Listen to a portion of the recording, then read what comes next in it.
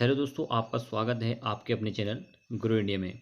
तो दोस्तों, हम सबसे पहले देख लेते हैं यूएस के मार्केट को। तो दोस्तों, अगर हम सबसे पहले डाउ जोन्स की बात करें तो हम देखते हैं कि डाउ जोन्स में आज हमें तेजी देखने को मिली है, जो कि है 0.82%। एंड दोस्तों, अगर हम नेस्ले की बात करें तो उसमें भी आज हमें तेजी देखने को मिली है, जो कि है 0.13%। तो दोस्तों, हम देख पा रहे हैं कि अभी हमें मार्केट ओपन होता हुआ दिखाई दे रहा है। एंड दोस्तों, हम देखते हैं कि हमें अभी सभी इंडेक्सों में तेजी देखने को मिली, जैसे कि आप यहाँ पर देख सकते हो। दोस्तों, अभी तो ओपन ही हुआ है मार्केट यूएस का, बट उसके बाद हम देखते हैं कि किस प्रकार से ये मार्केट कहाँ पर मोड़ लेता है या क्या इस मार्केट में हमको देखने को मिलेगा आगे को। तो दोस्तों, हम कह सकते हैं कि कल हमें इंडियन मार्केट में शुरुआती दौर पर तेजी देखने को मिल सकती है डाउ जोन्स और नेस्ले को देखकर। एंड दोस्तों, इसके बाद बात कर लेते हैं हम विप्रो शेयर के बारे में गुड न्यूज को। तो दोस्तों, न्यूज कुछ इस प्रकार से है। तो दोस्तों, हम देखते हैं कि विप्रो शेयर ने जो बाईबैक की क्लोजिंग डेट थी, वो जो क्लोजिंग डेट है वो बढ़ाकर कर दी है 30 जून को।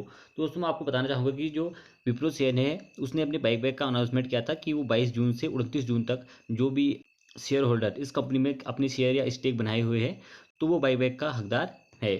तो दोस्तों, हम देखते हैं कि विप्रो शेयर ने एक नया अपडेट दिया है उसमें, जिससे कि हमको देखने को मिल रहा है कि जो कि क्लोजिंग जो बाईबैक डेट थी वो थी 29 तारीख। बट हम देखते हैं कि आज बकरी ईद की छुट्टी के कारण ये डेट बढ़ा दी गई है, जो कि हो चुकी है 30 जून को, जैसे कि आप यहाँ पर देख सकते हो। तो दोस्तों, अगर हम 30 जून को भी इस कंपनी में स्टे लें तो हम इस कंपनी में बाईबैक के हकदार बन सकते हैं, जैसे कि आप यहाँ पर देख सकते हो। एंड दोस्तों, अगर हम आगे देखने जाएँ, जैसे कि हम बात कर चुके हैं कि जो विप्रो शेयर है वो अपने 12,000 करोड़ के शेयर को बाईबैक की क्लोजिंग डेट को एक्सटेंड कर चुका है या बढ़ा चुका है।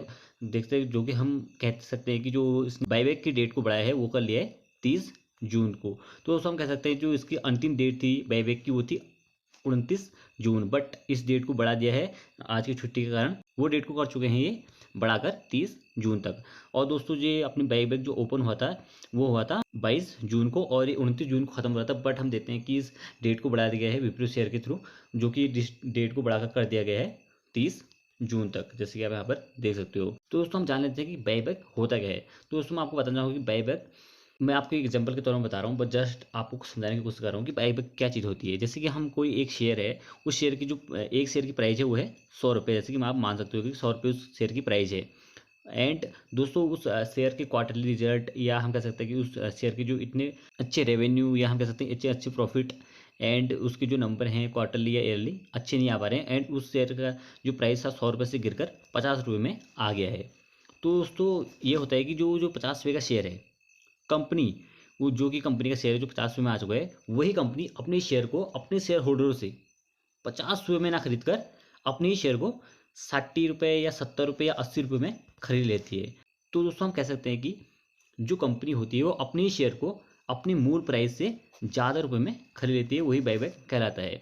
तो दोस्तों, विप्रो का शेयर भी कुछ ऐसे ही है। तो हम कह सकते हैं कि जो विप्रो का शेयर है वो उसकी जो अभी मूल प्राइस है उससे वो शेयर हाई प्राइस में खरीदा जा रहा है। जैसे कि अभी जो शेयर का प्राइस चल रहा है विप्रो शेयर का, उस शेयर में ना खरीद कर वो कंपनी उस प्राइस में ना खरीद कर उस शेयर को उससे ज़्यादा प्राइस में खरीदे, जो कि है 445 रुपया, जैसे कि आप देख सकते हो। और जो दोस्तों, जो 21 जुलाई को इस कंपनी की जो प्राइस थी, क्लोजिंग प्राइस थी, उससे ये शेयर या ये कंपनी उस शेयर को 15% ज़्यादा प्राइस में खरीद रही है, प्रीमियम में खरीद रही है, यहाँ पर आप देख सकते हो। तो दोस्तों, हम ये भी जानते हैं कि कोई भी समझदार इन्वेस्टर बाईबैक के लिए किसी भी कंपनी में इन्वेस्टमेंट नहीं करता है।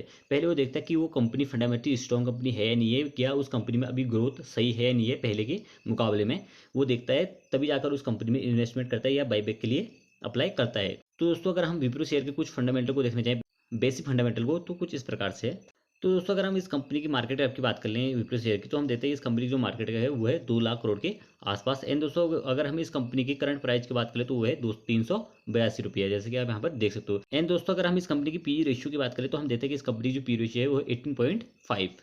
एंड दोस्तों, उसके बाद हम देख सकते हैं इस कंपनी की कंपाउंडिंग सेल्स की ग्रोथ को। तो दोस्तों, अगर हम इस कंपनी की कंपाउंडिंग सेल्स की ग्रोथ को देखने जाएँ तो कुछ इस प्रकार से है। तो दोस्तों, अगर हम 10 ईयर की बात करें तो 9% के साथ ग्रोथ देखने को मिली है, एंड 5 ईयर की बात करें तो 11, एंड अगर 3 ईयर की बात करें तो 14, एंड 1 साल की बात करें तो 14% के साथ ग्रोथ देखने को मिल रही है।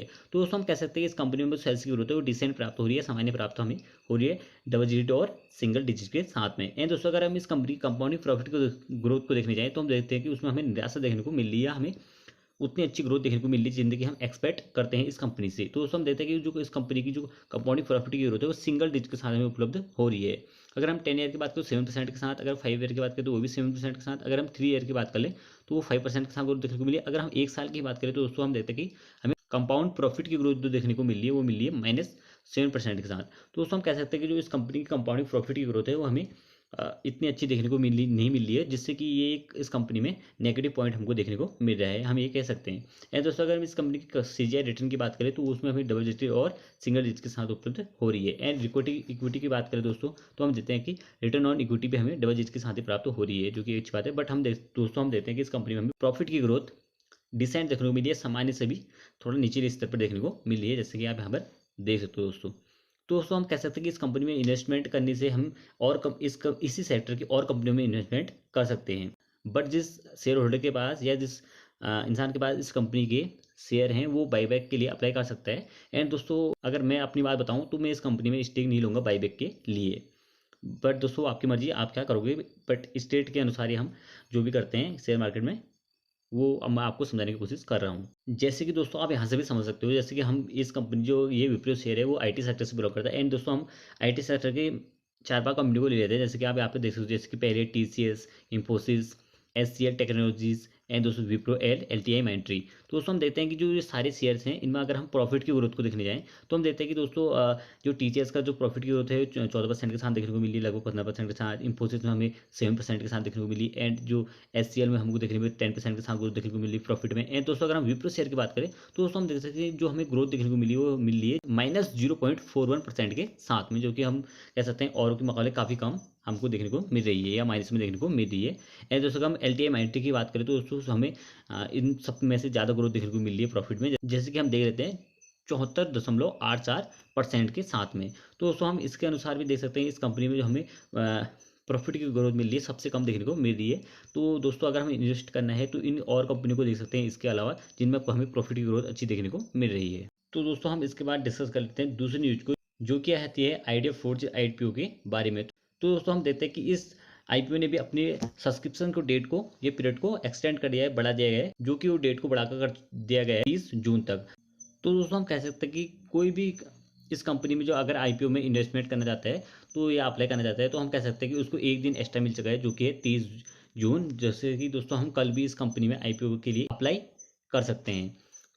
एंड दोस्तों हमने देखा कि जो इस कंपनी की जो IPO है वो फुल्ली सब्सक्राइब हो गया था, क्योंकि लोग इसमें भारी मात्रा में इन्वेस्टमेंट कर रहे हैं इस कंपनी के IPO के लिए, ज़्यादा कोशिश कर रहे हैं कि इस कंपनी का IPO हमें मिल जाए या अप्लाई कर रहे हैं। तो दोस्तों हम कह सकते हैं कि जो इस कंपनी का जो IPO है वो कल भी ओपन रहेगा, जिसमें कि हम IPO के लिए अप्लाई कर सकते हैं। एंड दोस्तों अगर हम इस कंपनी के कामकाज को देखने जाएँ तो देखते हैं कि ये कंपनी इंडिया में ड्रोन मेकर के मार्केट में लगी हुई है, या हम कह सकते हैं जो ड्रोन होते हैं कुछ इस प्रकार के प्रोडक्ट को ये कंपनी मैन्युफैक्चरिंग करती है। एंड दोस्तों इस वीडियो में इतना ही। अगर आपको ये वीडियो इन्फॉर्मेटिव लगी हो या नॉलेजेबल लगी हो तो प्लीज़ इस वीडियो को लाइक कीजिए एंड इस चैनल को सब्सक्राइब कीजिए मोर इन्फॉर्मेशन के लिए। मिलते हैं अगली वीडियो में, तब तक के लिए बाय बाय दोस्तों।